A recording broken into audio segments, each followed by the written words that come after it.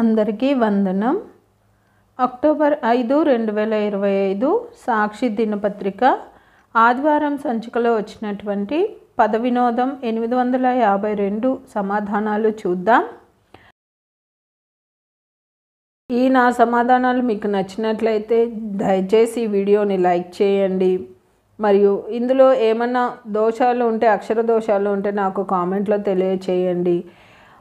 ఇవే ఆధారాలకు మీకు వేరే పదాలు ఏమన్నా వచ్చినట్లు ఉంటే అవి కూడా నాకు కామెంట్లో తెలియచేయండి. మరియు ఈ వీడియోని మీ స్నేహితులకు, మీ బంధువులకు షేర్ చేయండి.